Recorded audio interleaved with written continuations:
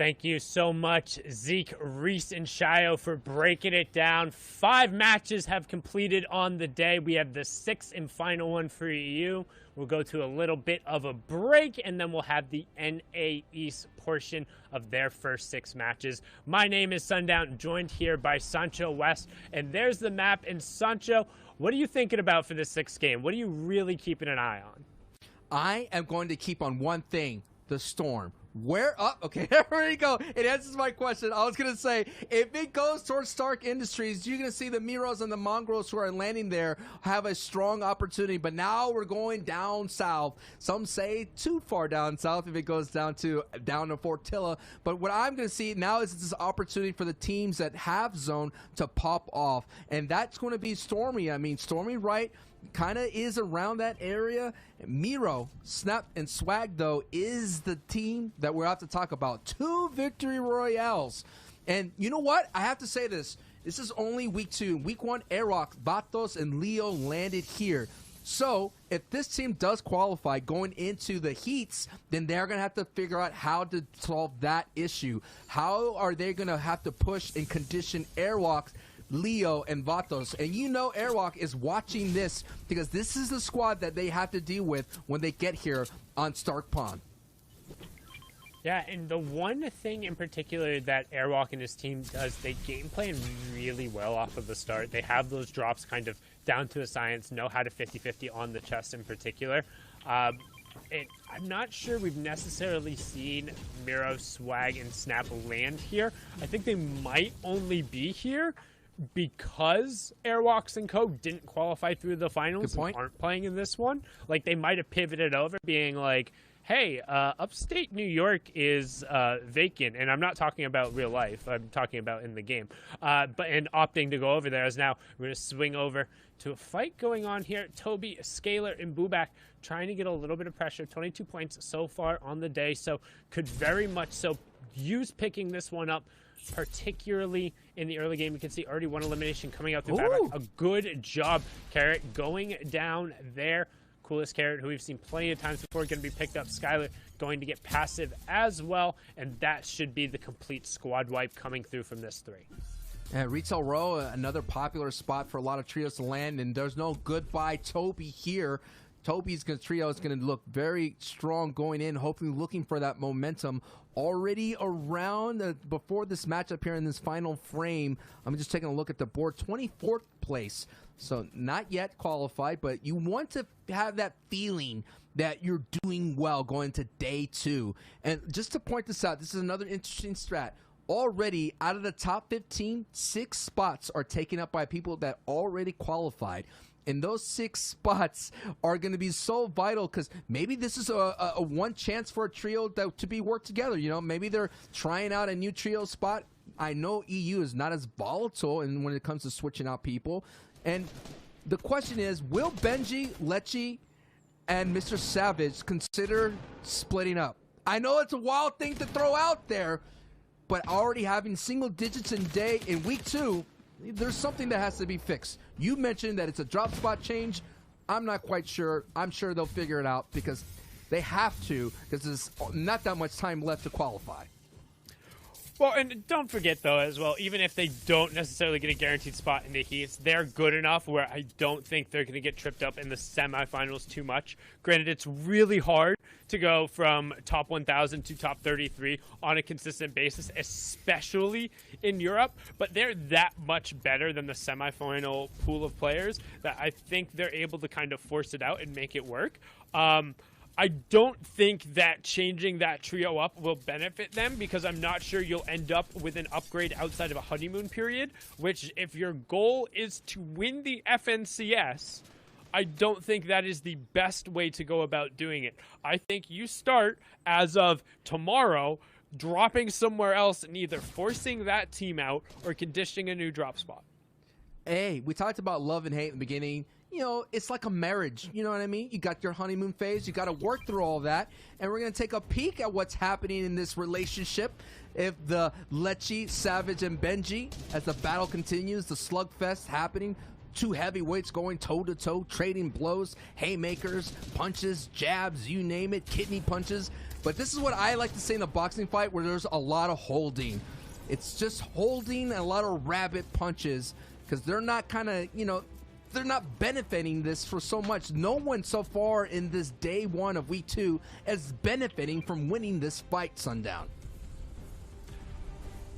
I can only be so disappointed in it. You can see them picking up 2 eliminations coming out here. The question is, at some point, we need to see one of these 2 teams actually convert off of winning it, because we've seen they have the capability of winning the fight. However, they don't close it out necessarily fast enough to really either prevent the other team from rebooting or preventing another team from coming through and them having the resources to then be able to deal with it. But if they get to that point and they get one solid game, we've talked about just how big the victory royales and kind of getting towards the contention threshold, they could really put all doubts out of my mind in terms of their ability to go through and qualify, because they get it right there. But again, time and time again, we haven't seen it. And the difference between esports and the boxing sport, the sweet science of boxing, is, let's put this in perspective. It's as if you just finished a heavyweight fight, and then literally with one breath, you have to fight another boxer right then and there, sometimes in a different ring. But that is why you're not seeing the consistency. And the question I have is, with Doom's mystical bomb being out, is why it's showing, like, a lot of people out there in the Fortnite universe has been asking, what's better, Stark or Dooms? And so far it's showing that a Stark is actually kind of benefiting out, as Rotary Stormer and Kirachi are looking to regain the momentum, getting that victory royale, and picking up a big-time elims on Mexi. And now Astro goes down, and it is only Hardfine put in a hard spot to survive. And he needs to stay away here if he's going to be able to. And as I say, he gets ticked over, because I knew it was coming. The pressure coming out just a little bit too strong. And again, you can see that charge pump coming through from the boxes away. Really well execution from Kiriachi, basically using that thing off a cooldown, getting the max damage onto Ovation's Rajarse. So a good job cleaning up the fight and providing the pressure with the charge. I mean, I'm going to be one of the few players out there. I think it has a place as somebody running it in a trio. Personal preference-wise, I actually like the charge more for the pump, but that's probably just because I am so bad at box-to-box fighting that it's really not worth me engaging it anyway, as the hunt is now on. And you can see why that charge is so valued in the trio format. Kiriachi able to hang out on the high ground, get the full charge, and still be able to put pressure down. However, they extended a little bit and are going to be forced to burn utility, trying to chase down the solo player. I think they were feeling it, They were feeling it. They were on a hot streak. They picked up some quick 3 elims already. They're averaging 3.6 in this matchups right now, and they have an average placements of 12. They already got 1 victory royale out of the 5 games that we played. This is the final game 6. After this, we're going to take a break in terms of a whole day's break, and our competitors will come back again and play another 6 games. And just to give you an idea of how grueling this kind of format is, in terms of you have to play consistently throughout the time, and at the same time, if you go all the way to the end, it's literally 24 minutes of intense mental fortitude and intense, like you said it so yourself, the actions per minute.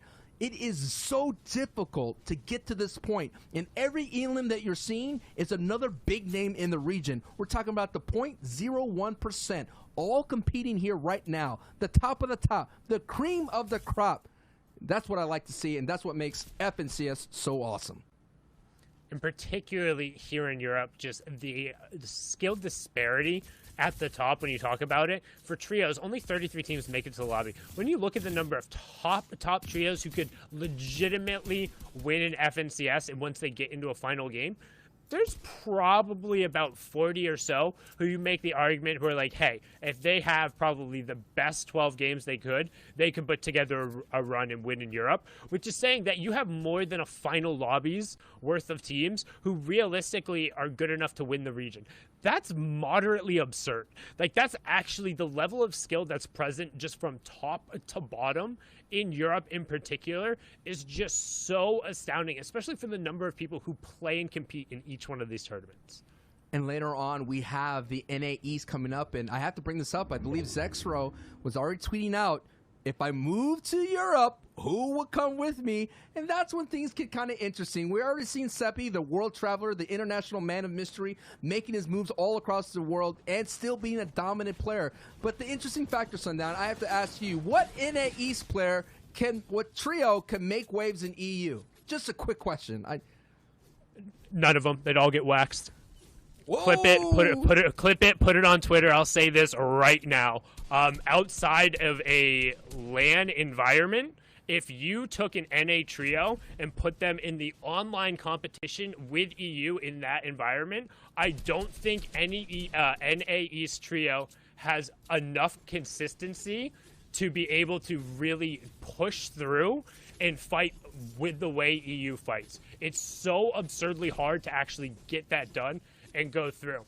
And right now, we're actually going to toss the game back over the analysts real quick. We have a little bit of a freeze issue on the replay, so we're going to get that resolved as they take it away.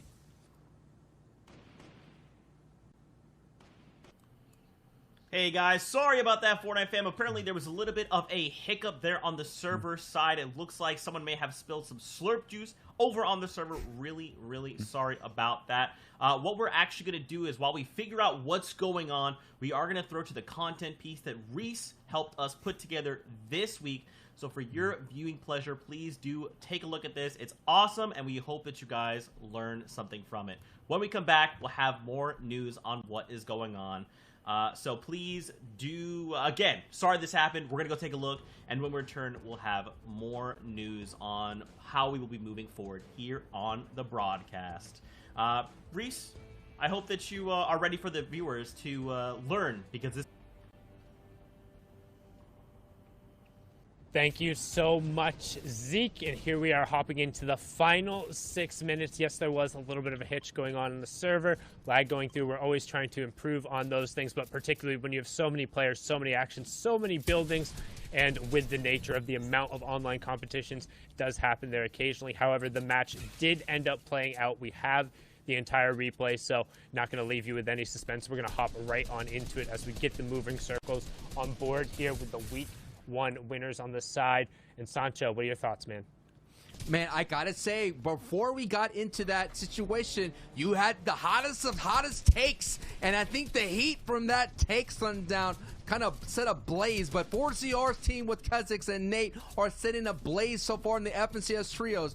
The consistent play, and they are in second place going into this match with over 113 points, leaving Game 5 already with 116 here. We're talking about an average of 8 elims, an average placements of the top 5. So a strong team, and this is Reese's original pick of predictions for doing well. And we had a great breakdown package for those of you that missed it during the break of Reese breaking down why 4ZR, Kha'Zix, and Nate look so strong. And the bottom line is they don't have to worry about too much in the early game. And with that strength, they're able to carry it all the way to end. And they get a nice beam on Nikov right there and there. Nikov getting picked up over on the side as well as pushing through, trying to see if they can't end up finding a little bit more room there as we continue moving ahead. You can see Shockwave's going out from the high ground, trying to get ahead of the zone. You have Nate over there as well as a player right next to him. We're going to hop on board. 4ZR sitting on all 3 of the eliminations for his squad right now. Top 38 players, 15 left. Don't forget, this is the final match for EU. We'll have a short break and then on over to NA East after this, match number 6. And right now, players just trying to gain a little bit of momentum, a little bit of positioning for the next 6 matches tomorrow. Yeah, we're already seeing our top 15 get to qualify into the heats after the day 2. And so far, right now in day 1, 6 trios are taking up those 15 spots. So there's a lot of new faces trying to get in. And this is the fight that we're going to talk about throughout the entire month. 4ZR with a stronghold with 3 elims with a nice rotation here, using the outside, not white lining it, being able to find some breathing room as we're seeing that who's at height. It is Hen, a new name into this in week 2, but now the story is down below. We're just seeing the shambles, a lot of HP needed right now in this trio. Jatega, so now it's up to Snag. Snag had a great ending, but he has a flopper here, and wow, what a nice shot, and that's a big time siphon play right there, Sundown. And the shockwave to get him over on the side of the zone actually ended up being perfect. The flopper, giving him the breathing room he needed. Zone pulled over towards the side, but my prediction up on the high ground right now. And the first time all three of them have been together towards the late game. Can they execute and close this match out into the top 10? 22 players remaining. It's mostly down to duos with only a couple of full trios left. Right now, Snag trying to get ahead of the zone and maintain. He still has 82 builds, 2 shockwaves, and bouncers, so he has the ability to make a play, and we've seen time and time again, there have been plenty of Lone Rangers over in EU, but he'll get taken down. No clutch coming out there as Hen and Deceptos leading the way. Patrick on the backside of the zone, looking for whatever shots he can. They're going to move down a layer, recognizing they don't need to be up that high, but right now, first place Chapix on the layer below them. Yeah, and Chapix and that trio have been there before on second to height, and they've made the play to take it away. That is why they got the back-to-back, but there it is. Deceptos closes the door on Chapix opportunity. So now it's all Hen, Putrick, and Deceptos having a stronghold in the rest of the lobby, and is going back up north. And if it goes back over old builds, that means the height is going to be able to hold as longer as possible, considering they don't have to use any kind of mats. They just have to walk on over old builds and beam on down. But look at this aggressive play. The split is on Sundown. One member is going to be left behind, possibly looking for the heal up, or he's going to look for those beams. And this is the person on height, Deceptos, really high up at the ultimate high, safe away from any kind of shockwave or bouncer plays. And I'm actually really upset that Deceptos opted to drop down, because I was about to say he's staying far enough up where with his 2 shockwaves and bouncers, anybody who can contest, he can force them down. But instead, they're staying with the 1-2 split, him opting to drop down and get with the rest of his team, and they close out the lobby. They wipe it out. So they say, Sundown, thank you for calling us out as one to watch. 35 points in the final game, 10 eliminations, and the victory royale. Well done from Deceptos, Hen, and